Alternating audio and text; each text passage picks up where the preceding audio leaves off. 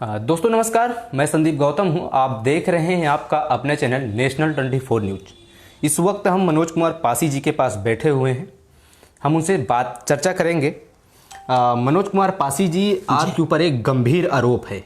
जी बोलो। आप 3 लोग मिलकर वामसेप संगठन को तोड़ने की कोशिश कर रहे हैं। मनोज कुमार पासी, प्रदीप अंबेडकर, सत्यप्रकाश अंबेडकर, 3 लोगों पर आपके ऊपर गंभीर आरोप है। वामन मेश्राम जी लगा रहे हैं। क्या कहेंगे इस पे आप? देखिए, तोड़ फोड़ के लिए आदरणीय वामन मेश्राम साहब जो कह रहे हैं, इस संबंध में मैं सिर्फ इतना ही कहना चाहता हूं कि तोड़ फोड़ करने के लिए कहना और उसके लिए सबूत देना दोनों अलग अलग बातें हैं। अब वो कह रहे हैं तो तोड़ फोड़ करने के लिए वामसेप संगठन, इतनी बड़ी जो संगठन है राष्ट्रीय अंतर्राष्ट्रीय लेवल का, उसको तोड़ा फोड़ा नहीं जा सकता है। बशर्ते ये समझदारी का सिर्फ फर्क है। 1 फरवरी को हम लोगों के द्वारा कानपुर में एक बैठक की गई। वो बैठक इस आशय से हम लोगों ने बुलाया कि ये बैठक इसलिए बुला रहे हैं क्योंकि उत्तर प्रदेश में जो चुनाव को लेके हमारे राष्ट्रीय अध्यक्ष जी गंभीर दिखाई नहीं दे रहे थे।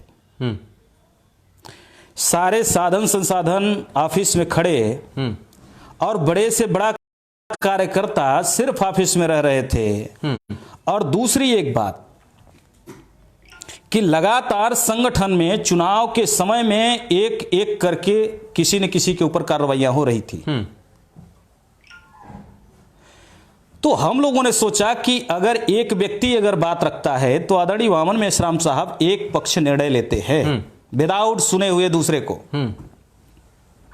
ऐसी परिस्थिति में हम लोगों ने सोचा कि समूह के साथ क्यों न ये बात रखी जाए। पहला बिंदु क्या था कि पहला ये बिंदु है कि लगातार 6 महीने से माननीय वामन मेश्राम साहब की रवैया समाज और देश के हित में नहीं दिखाई दे रही थी, संगठन हित में नहीं दिखाई दे रही थी। चूंकि लगातार लगातार वो ये बात कहते रहे कि भारतीय जनता पार्टी ये हमारी खुली दुश्मन है, इससे ज्यादा खतरनाक कांग्रेस है जो छुपी दुश्मन है। और बाबा साहब अंबेडकर कहते थे कि कांग्रेस जलता हुआ घर है। Schedule caste, schedule tribe, backward class का जो भी व्यक्ति उसमें जाता है तो वो उसमें उसका जल के खाक होना तय है। तो ऐसी बार बार क्यों इनके द्वारा एक कार्य किए जा रहे हैं? और तमाम ऐसे बिंदु थे, गंभीर ऐसे प्रकरण आ रहे थे कि वो एक तरफा निर्णय ले रहे थे। तो हम लोगों ने ये डेट निर्धारित किया कि 5 तारीख को हम लोग चल के आदरणीय वामन मेश्राम साहब से वामसेप भवन में 50-100 कार्यकर्ता, उत्तर प्रदेश के सीनियर जूनियर कार्यकर्ताओं को बुला के, सैकड़ों कार्यकर्ता को, उनसे पूछेंगे कि आखिर ये रवैया आपका क्यों है।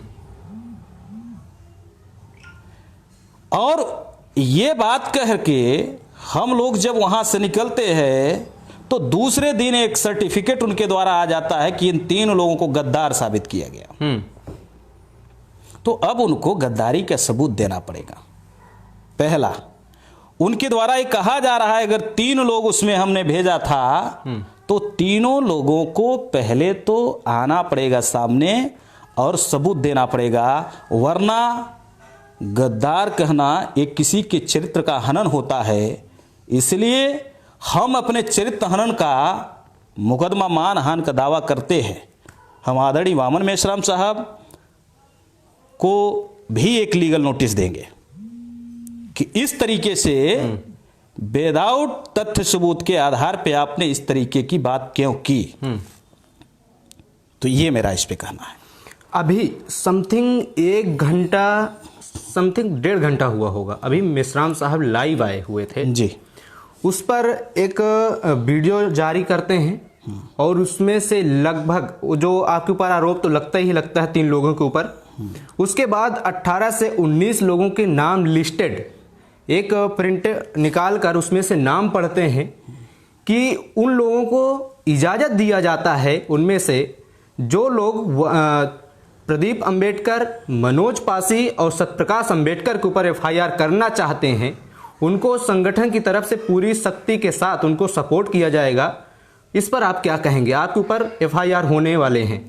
एफआईआर करने के लिए संवैधानिक व्यवस्था है, कोई किसी के ऊपर कर सकता है, लेकिन आरोप सिद्ध करना आसान नहीं होता है। ये 19 लोगों का जो नाम ले रहे हैं, हम लोगों की सोशल साइट, हम लोगों की वेबसाइट, हम लोगों के जो भी अकाउंट है सोशल मीडिया के, किसी भी प्रकार से किसी का नाम नहीं लिया गया है।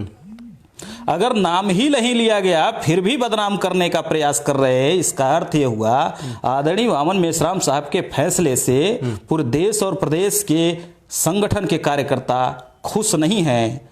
तो उन्होंने ये उसमें मामला एक दो फॉल्ट ज्यादा गंभीर दिख रहे हैं, जिसमें आप लोगों ने जो लिस्ट जारी किया 19 लोगों का आपके ऊपर आरोप है, उनमें से राष्ट्रीय अध्यक्ष बीएल मातंग बहुजन मुक्ति पार्टी, उनका भी आप लोगों ने उनमें नाम लिखा है, और डीआर ओहोल जो राष्ट्रीय महासचिव हैं बामसेप के, उनका भी आप लोगों ने नाम लिखा है उस लिस्ट में। नहीं, ये आप नहीं कह सकते कि हम लोगों ने लिखा है। तो लेकिन वो तो कह रहे हैं ना भाई, वो कह रहे हैं, मैं कह रहा हूं कि उनको सबूत देना पड़ेगा।